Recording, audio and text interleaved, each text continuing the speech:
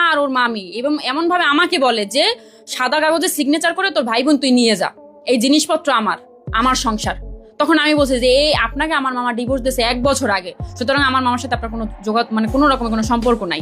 এবং উনি বলতেছে যে আমার ছেলে মেয়েদের সাথেও কি আমার সম্পর্ক নাই। তখন আমি ছেলে মেয়েদেরকে বলছি তোমার মায়ের যাতে তোমরা যাইতে চাও তাহলে যাও, সমস্যা নাই আমাদের।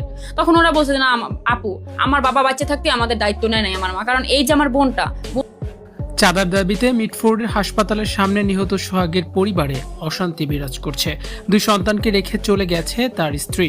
ফুপু ও ভাগ্নির জিম্মায় রয়েছে এখন সোহাগের 2 সন্তান। চাঁদার দাবিতে মিটফোর্ড হাসপাতালের সামনে পাথর নিক্ষেপের ঘটনায় নিহত সোহাগের পরিবারে এখন চলছে চরম অশান্তি ও অস্থিরতা। সোহাগের অকাল মৃত্যুর পর তার 2 সন্তানকে রেখে চলে গেছেন তার স্ত্রী। মায়ের এমন চলে যাওয়ার পর সন্তানদের লালন ও পালন, সম্পত্তি নিয়ে পরিবারের মধ্যে নতুন করে দ্বন্দ্বের সৃষ্টি হয়েছে। বর্তমানে সোহাগের এই 2 অসহায় সন্তান রয়েছে তাদের ফুপু ও ফুফাতো বোনের জিম্মায়। সম্প্রতি এক সাক্ষাৎকারে নিহত সোহাগের ভাগ্নি জানায়, তার মামা মারা যাওয়ার পর থেকেই মামি ও তার পরিবারের লোকজন ঘরের আসবাবপত্র এবং জিনিসপত্র নিয়ে যাওয়ার জন্য চাপ দিচ্ছিল।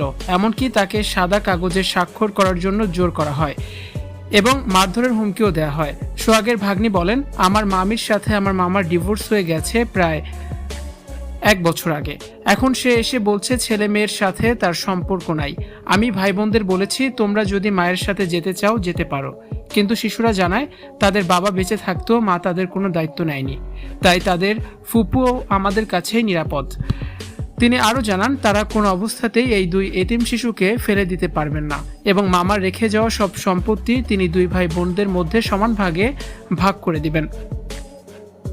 এই কারণে সোহাগের স্ত্রী ও তার পরিবার ক্ষুব্ধ হয়ে কেরানীগঞ্জ থানায় একটি মামলা দায়ের করেছে। সাক্ষাৎকারে সোহাগের বড় মেয়ে কান্নাজড়িত কণ্ঠে বলেন, আমরা এতিম, আমাদের বাবাও নেই, মাও নেই, মা নিজে থেকেই চলে গেছে। আমি মাননীয় প্রধানমন্ত্রীর কাছে বিচার চাই।